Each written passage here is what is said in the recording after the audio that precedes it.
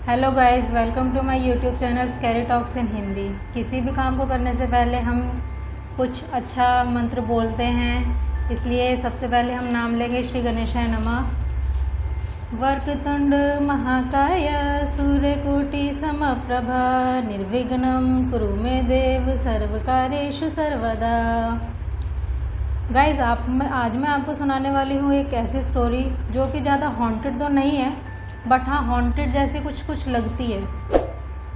मुझे आज भी इन सब बातों पे यकीन नहीं होता है कभी कभी, बट हाँ मम्मी बताती हैं मेरी, तो कुछ तो इन बातों में सच्चाई है ही। मैं भी मानती हूँ कि हमारी दुनिया से परे भी एक दुनिया है जिन्हें भूत प्रेत की दुनिया कहा जाता है। दोस्तों, कभी आपने दिनाई का नाम सुना है? दिनाई क्या होती है? जब मम्मी ने मुझे बताया, अभी थोड़े दिन पहले की बात है, कि उनके साथ ऐसा कुछ हुआ था। आज मैं जो आपको स्टोरी सुनाने वाली हूँ वो मेरी मम्मी के साथ हो चुका है। थोड़े दिन पहले मम्मी ने मुझे बताया था, तब मैं भी इतनी हैरान थी कि दिनाई ये क्या होता है। अब तक भूत प्रेत का नाम सुना था, चुड़ैल, डाकनी, ये सब नाम सुना था, बट दिनाई क्या होता है। तो उन्होंने मुझे जो पूरी स्टोरी बताई मैं आपको वैसे ही बताती हूँ। गाइज़ हम सॉरी, वीडियो थोड़ी सी लेंथी हो सकती है क्योंकि मैं आपको शुरू से ही सारी बातें बताऊंगी। मेरे पापा 4 भाई हैं, जिसमें से मेरे पापा सेकंड नंबर पे हैं। हुआ क्या था कि पहले के ज़माने में जल्दी शादियाँ हो जाती थी, आपको भी पता है। मम्मी की मेरी 13 साल की एज में 13 ईयर्स की एज में शादी हो गई थी। उससे पहले मेरे ताऊ जी जो लगते हैं उनकी शादी हो चुकी थी। उनकी शादी को ऑलरेडी 5 साल हो चुके थे, यानी कि मेरी ताई जी घर पे थी पहले से। जब मेरी मम्मी की शादी हुई, वो घर गई, तो अप्रॉक्स 15 ईयर्स की एज में मेरा भाई, मैं अपने घर में, हम भी 4 बहन भाई हैं, मैं अपने घर में सबसे छोटी हूँ, तो जो मेरा सबसे बड़ा भाई है उसका बर्थ हुआ था। तो अगर आपको पता हो, पहले के ज़माने में लड़कियों को इतनी अहमियत नहीं दी जाती थी जितनी लड़कों को दी जाती थी। इक्वालिटी आज के ज़माने में है, पहले नहीं होती थी। जब मेरा भाई हुआ तो उस बात से मेरी जो ताई जी थी, थोड़ा सा उनको चिढ़ टाइप की हो गई, क्योंकि उस टाइम तक उनकी शादी को 5 साल हो चुके थे और उनके बच्चे अभी तक हुए नहीं थे।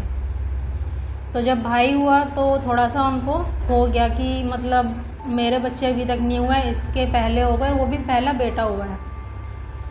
पापा मेरे उस टाइम पे दिल्ली में जॉब करते थे, तो जब भाई हुआ तो पापा मेरे मम्मी को लेके दिल्ली में आ गए थे, क्योंकि दादी ने ही एडवाइस किया था कि इस टाइम पे मम्मी को अकेला छोड़ना सही नहीं है, और दादी की भी तबीयत ठीक नहीं रहती है इतनी, तो उन्होंने कहा था कि आप दिल्ली अपने साथ लेके जाओ। उस टाइम पे पापा ने जस्ट जॉब करना स्टार्ट किया ही था, इतने पैसे थे नहीं। रेंट के घर पे हम लोग, मतलब मम्मी पापा रहते थे, मैं तो थी ही नहीं उस टाइम पे, रेंट के घर में रहते थे। क्या हुआ था कि बस मेरा भाई 2 या 3 महीने का ही हुआ था, मम्मी बताती हैं। उसके बाद से मम्मी की तबीयत ख़राब रहने स्टार्ट हो गई थी। कभी सिर में दर्द, कभी पेट में दर्द, कभी कुछ कभी फीवर। और भाई को कुछ नहीं हुआ था, भाई एकदम नॉर्मल था, बट मम्मी की तबीयत क्या थी, वो हमेशा ख़राब रहने लग गई थी। एक बार तो ऐसा हो कि फ़ीवर आया तो मम्मी घर में अकेली होती थी भाई के साथ। भाई को मम्मी ने फीड करवाया, दूध वूध पिला के सुला दिया। उसके बाद मम्मी भी सो गई, तो उन्हें बहुत गंदा सपना आया। उन्हें सपना आया कि कोई उनके आसपास घूम रहा है, भाई के आसपास कोई घूम रहा है, भाई को कोई टच नहीं कर पा रहा, लेकिन मम्मी को ऐसा हो रहा है कि वो मम्मी को अपने साथ लेके जा रहा है। कोई साया था, वो दिखाई नहीं दिया था, बट हाँ मम्मी को ऐसा फील हो रहा था कि कुछ तो है। उसके बाद जब मम्मी उठी एकदम से, तो देखा आसपास कुछ नहीं था, लेकिन हाँ उनको फ़ीवर था बहुत तेज़। तो मम्मी को लगा कि शायद ही उनका वहम है, और उस फीवर के बाद मम्मी की तबीयत बहुत ज़्यादा ख़राब हो गई थी। ना वो फीवर कम हो रहा था और ना ही उनके हाथ पैरों का दर्द कम हो रहा था, उनके सिर में बहुत ज़्यादा दर्द था उस टाइम पे। सो नहीं पाती थी मम्मी, बुरे बुरे सपने आते थे, जैसे ही आँख बंद करती थी बुरे बुरे सपने आते थे। उनको दवाई भी दिलवाई थी, और मैंने जैसे आपको पहले ही बताया कि रेंट के घर में रहते थे, इतने पैसे थे नहीं तो किसी बड़े हॉस्पिटल में लेके जाते। आसपास के डॉक्टर से दवाई भी दिलवाई, सारे काम करवाए, बट दवाई का थोड़ा बहुत भी असर नहीं हो रहा था। इधर उधर से पापा ने कहीं से पैसे लेके उनको बड़े हॉस्पिटल में दिखाया। अभी उस हॉस्पिटल का नाम नहीं बताऊंगी मैं, वो आज भी हॉस्पिटल है और बहुत बड़ा हॉस्पिटल है दिल्ली के अशोक विहार में। अशोक विहार का नाम तो आपने सुना ही होगा। तो वहाँ भी दिखाया, मम्मी के सारे टेस्ट नॉर्मल थे। फाइनली मेरी बुआ लगती हैं, वो भी पास में रहती थी ना, पापा को एडवाइस किया। मेरी बुआ बड़ी है मेरे पापा से, उन्होंने पापा को एडवाइस किया कि भाभी की तबीयत ठीक नहीं हो रही है, ऐसा करो तुम मैंने एक बार गांव लेकर जाओ और गांव के पंडित को दिखाओ जाकर कि आखिर दिक्कत क्या है। कभी कभी ऐसा होता है कि दवाइयों से परे कुछ ऐसा भी हो जाता है जो हमारी समझ से परे है। पापा को यकीन तो नहीं था, बट हाँ बुआ बोल रही थी तो वो भी कुछ सोच समझ कर ही बोल रही होंगी, तो वो लेकर गए, गांव लेकर गए। दादी को सारी बातें बताई। दादी ने भी कहा कि अगर इतनी प्रॉब्लम हो रही थी इतने दिनों से तो तुम्हें पहले ही आना चाहिए था। अब मैं बुलाती हूँ पंडित जी को, हमारे गांव के ही एक पंडित हैं, उनको बुलाया गया। जैसे ही उन्होंने मम्मी को देखा, उन्होंने मम्मी को देख के तुरंत बोल दिया दादी से कि ये अभी तक ज़िंदा कैसे है। जब उन्होंने ऐसा कहा तो मम्मी दादी जितने भी वहाँ पे सब लोग बैठे हुए थे, सबकी हालत एकदम से ख़राब हो गई सुन के कि पंडित जी बोल क्या रहे हैं। तो उन्होंने बताया कि ये जो बिटिया है गांव में आज भी, पहले तो बोलते ही बोलते थे, आज भी बहू हो बेटी हो सबको प्यार से बिटिया ही बोलते हैं या लाली बोला जाता है। मैं यूपी से बिलोंग करती हूँ इसलिए मैं आपको बता रही हूँ। पंडित जी बोलते हैं कि ये बिटिया है, इसको तो दिनाई दी गई है और इसकी जो दिनाई का समय था वो 3 महीने का था और इसको तो दिए हुए काफ़ी, इसको 3 महीने से ऊपर हो चुके। तो मैं वही इसी बात से हैरान हूँ कि ये ज़िंदा कैसे है।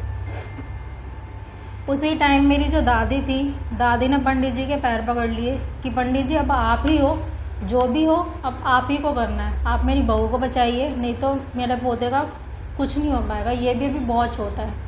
मेरा भाई भी उस टाइम तक 6 महीने से ऊपर का हो चुका था।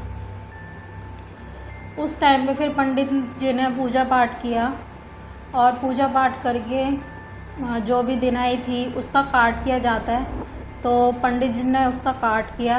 काट करने के बाद मम्मी को बोल दिया कि 7 दिन तक आपको घर से बाहर नहीं निकलना है। घर की जो देहरी होती है, देहरी क्या होता है, घर का जो मेन गेट होता है उसकी जो एंट्रेंस होती है उसके बाहर भी कदम नहीं रखना है, चाहे कुछ भी हो जाए।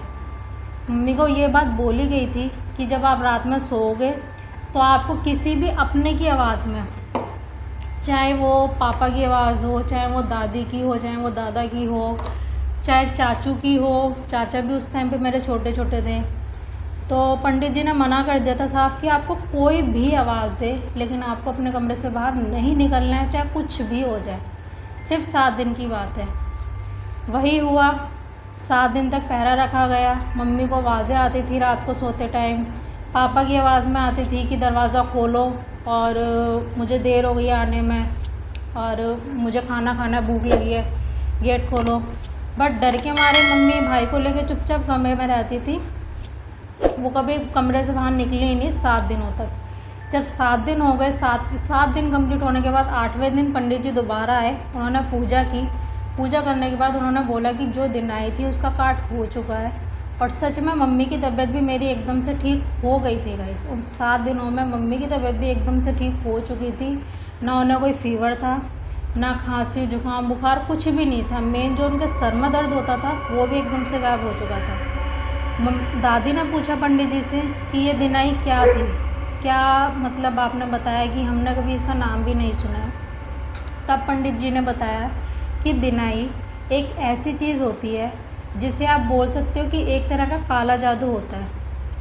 वो क्या होता है कि आप ही के परिवार से उसको किसी ने बिटिया को दी थी ये, चिढ़ के मारे। वो क्या होती है कि एक चावल का दाना होता है, उस चावल के दाने को मंत्रों से पढ़ा जाता है, जपा जाता है। उस चावल के दानों को समय दिया जाता है, जितने दिन की दिनाई तुम्हें देनी हो, 2 महीने की, 3 महीने की, 6 महीने की, साल भर की, जिस इंसान के नाम से वो दी जाती है वो चावल का दाना उसे खिलाया जाता है। तो इन बिटिया को भी ऐसे ही किसी ने दिनाई दी है चावल के दाने में। अब चाहे इन्होंने कहीं खाना खाया हो, कुछ किया हो, वो चावल का दाना इनके पास ही गया। वो दी भी ऐसे जाती है कि एक जो चावल का दाना होता है जिसके थ्रू वो दी गई है, वो ले आप 10 लोगों के लिए खाना बनाओगे, लेकिन उस खाने में अगर आपने उस चावलों में, खाना बनते टाइम 10 लोगों के लिए खाना बन रहा है, चावल भी बनेंगे, लेकिन उस चावल का दाना तुम भले 10 लोगों के लिए बनाओगे, लेकिन जब आप उस बंदे को खिलाओगे जिसके नाम से दिनाई दी गई है, तो वो चावल का दाना उसी की थाली में जाता है।